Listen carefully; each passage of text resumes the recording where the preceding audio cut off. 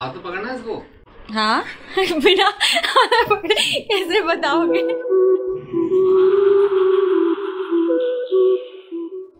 Welcome to Travel Sutra, which is all about travel, fashion and food. And yes, this video is all about food. जो life है ना वो बिना experiment के बिल्कुल boring है। चाहे वो एक्सपेरिमेंट आप अपने फैशन के साथ करें या फिर अपने खाने के साथ, लेकिन करते रहना चाहिए। और वही कुछ मैं इस वीडियो में भी करने वाली हूँ। आज मैं आपके साथ शेयर करूंगी दो रेसिपीज, एक जिसमें लगाऊंगी अपना ट्विस्ट और दूसरा जिसकी ऑथेंटिसिटी के साथ मैं कुछ भी छेड़छाड़ नहीं करूंगी। तो आज हम बनाने वाले हैं पायसम, जो कि साउथ इंडियन स्वीट डिश है, जिसे आप खीर भी कह सकते हैं। वो बनाई जाती है गुड़ से, नारियल से, और चाहे तो आप चावल का पायसम बना सकते हैं, सेवइयां का पायसम बना सकते हैं, पोहा का पायसम भी लोग बनाते हैं। मैं बनाने वाली हूँ झुंगरू का पायसम। झुंगरू जिससे समा का चावल भी कहा जाता है, बहुत से लोग इसे फास्ट में भी खाते हैं। मैं उत्तराखंड से आती हूँ जहाँ इसे झुंगरू कहा जाता है। तो हम बनाने वाले हैं झुंगरू का ही पायसम। और जो दूसरी डिश है वो एक पहाड़ी डिश ही है, लेकिन वो उत्तराखंड से नहीं बल्कि हमारे पड़ोसी पहाड़ यानी कि हिमाचल से आती है, और वो है सिड्डू। लेकिन जो सिड्डू है ना वो उत्तराखंड की एक डिश है भूरी रोटी, उससे काफी मिलती जुलती है। भूरी रोटी क्या है वो मैं आपको आगे इस वीडियो में बताऊंगी, लेकिन सबसे पहले हम बनाते हैं पायसम। शुरुआत तो मीठे से ही करनी चाहिए।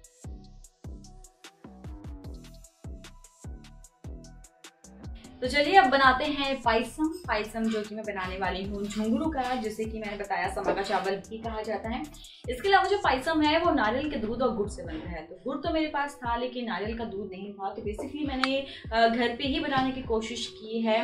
जो कच्चा नारियल होता है गिरी, उसे रात भर मैंने दूध में भिगा के रखा था ताकि उसे पीसना थोड़ा आसान हो जाए, और उसे पीस कर उसमें से दूध जो है मैंने छान के अलग कर लिया है।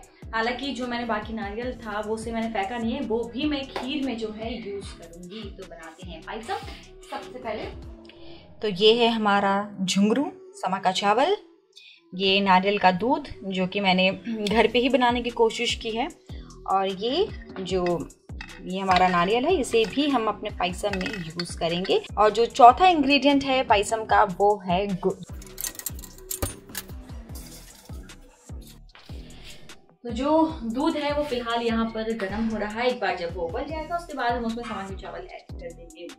जैसे आप चावल की खीर पकाते हैं, जैसे आप चावल को पकाते हैं, वैसे ही हमें यहाँ पर झुंगरू को भी पकाना है जब तक कि वो बिल्कुल सॉफ्ट ना हो जाए, दूध के साथ बिल्कुल अच्छे से ना मिल जाए। वैसे मैं उत्तराखंड से आती हूँ, लेकिन जो मेरा कुकिंग स्टाइल है वो साउथ इंडियन ज़्यादा है। मुझे खाने में नारियल, मूंगफली बहुत पसंद है। मेरा बस चले तो मैं हर खाने में नारियल ऐड कर दूँ।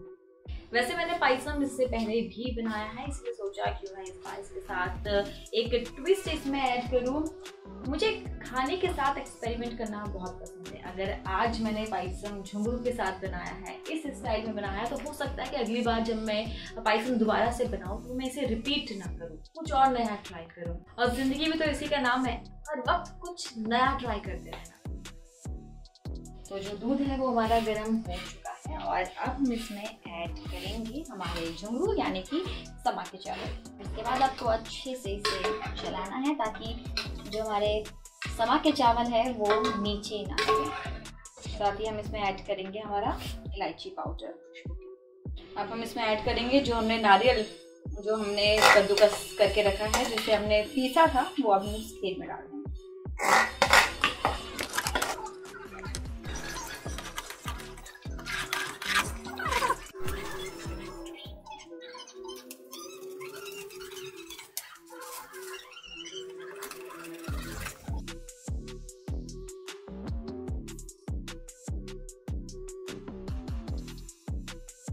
तो जो पायसम है वो बनके तैयार हो चुका है, उसे मैंने फिलहाल साइड में रख दिया है ठंडा करने के लिए।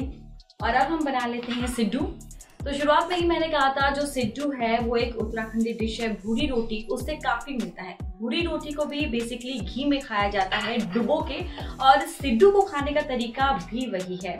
लेकिन जो दोनों को बनाने का प्रोसेस है वो बिल्कुल अलग है। सिड्डू को बेसिकली आटा गूंद के उसे फर्मेंट करके उसमें जो दाल की स्टफिंग होती है वो करने के बाद उससे स्टीम करते हैं। और भूरी रोटी जैसे कि नाम से ही पता चल रहा है, बेसिकली ये एक रोटी होती है जिसे जिस तरह से हम रोटी या पराठे, आलू के पराठे बनाते हैं, वैसे ही हम भूरी रोटी भी बनाते हैं। बेसिकली जो स्टफिंग होती है वो दाल की होती है और आप कोई भी दाल यूज कर सकते हैं। तो चलिए अब बनाते हैं सिड्डू। और सिड्डू में मैं कोई भी ट्विस्ट नहीं देने वाली हूँ। ये आटा है जिसे मैंने 2 घंटे पहले ही गूंदा था। वैसे आटे को फर्मेंट करने के 3 तरीके हैं। पहला, आप उसमें ईस्ट डालें। दूसरा, अगर ईस्ट नहीं है तो उसे 1 रात पहले ही गूंद के रखें ताकि नेक्स्ट डे तक वो पूरी तरह से फूल जाए, फर्मेंट हो जाए। और तीसरा तरीका जो मैंने भी अपनाया है, ईस्ट नहीं था और 1 रात पहले मुझे गूंदना नहीं था, इसीलिए मैंने बेसिकली इसमें इनो मिलाया है। उसके बाद मैंने इसे गूंदा है और अब ये अच्छे से जो है फर्मेंट हो चुका है। और ये है दाल जिसकी हम स्टफिंग करने वाले हैं और ये साबुत मसूर की दाल है और इसी की स्टफिंग जो है हम सिड्डू में करेंगे।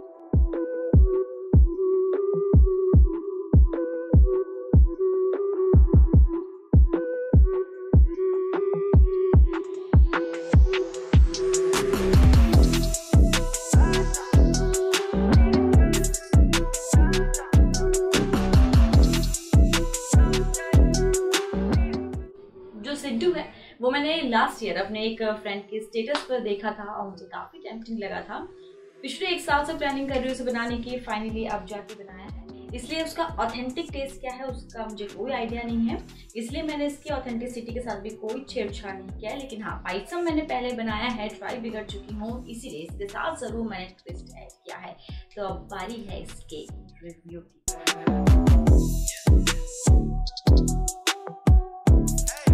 पापा बताओ कैसा बना है? हाथ तो पकड़ना है इसको। हाँ बिना कैसे बताओगे? बहुत अच्छा बना। घी में डिप करके। मैंने तो पहले भी टेस्ट कर लिया लेकिन बहुत ही अच्छा बना है। सही में? झूठ नहीं। बहुत ही टेस्टी है। यम्मी है। और पायसम? दोनों ही अच्छे हैं। और ज्यादा अच्छा कौन सा है पायसम में? सिड्डू ज्यादा अच्छा है। अच्छा लग रहा है। तो ये थे रिव्यूज। मेरे घर वालों को सिड्डू ज्यादा पसंद आया, जो कि मेरे लिए सरप्राइजिंग था। मैंने काफी कोशिश की उनसे ऑनेस्ट रिव्यू निकालने की, लेकिन यही पेरेंट्स की खूबसूरती होती है कि जब उनका बच्चा पहली बार कुछ करता है तो उसमें कमी कितनी भी हो वो कोशिश यही करते हैं कि उसे प्रेज करें, मोटिवेट करें। कुछ यही मेरे पेरेंट्स ने भी किया। उन्होंने कमियां नहीं बताई लेकिन मैं कमियां जरूर बताऊंगी। सिड्डू की बात करूंगी। सिड्डू का जो आटा था वो फर्मेंट नहीं था, यानी इनो ने काम नहीं किया। तो अगर आप सिड्डू बनाने की तैयारी कर रहे हैं तो बेहतर यही है कि आटे को फर्मेंट करने के लिए उसमें ईस्ट का ही यूज करें या फिर आटे को 1 दिन पहले गूंद कर रखें, तब जाके आपका जो आटा है वो अच्छे से फर्मेंट होगा।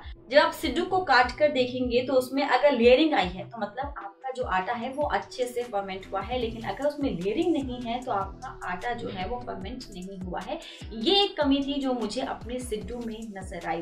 बाकी पायसम की बात करूंगी। पायसम का टेस्ट वैसा ही था जैसा इससे पहले जो मैंने पायसम बनाया था। चावल और झुंगरू का पायसम, दोनों में ज्यादा अंतर मुझे नजर नहीं आया। दोनों का टेस्ट जो था वो बिल्कुल सेम था। पायसम और सिड्डू में से आपको ज्यादा टेम्पटिंग क्या लगा वो मुझे कमेंट कर जरूर बताएं। साथ ही साथ अगर आप इन दोनों में से कोई भी डिश अगर ट्राई करते हैं तो please do let me know in the comment box. साथ ही आपके कोई सजेशन हो तो वो भी आप मुझे बता सकते हैं। खाने के साथ एक्सपेरिमेंट करना, चैलेंजेस देना मुझे काफी पसंद है। वैसी कौन सी सब्जी है, ऐसी कौन सी डिश है जो आपको लगती है बिल्कुल ही बेस्वाद, तो मुझे कमेंट कर जरूर बताएं। कोशिश यही होगी कि मैं उसमें कुछ ना कुछ स्वाद ऐड जरूर करूं और वो रेसिपी आपके साथ शेयर करूं। तो आज इतना ही। जाते जाते बस इतना ही कहूंगी, कीप एक्सपेरिमेंटिंग विद योरसेल्फ और विद योर फूड।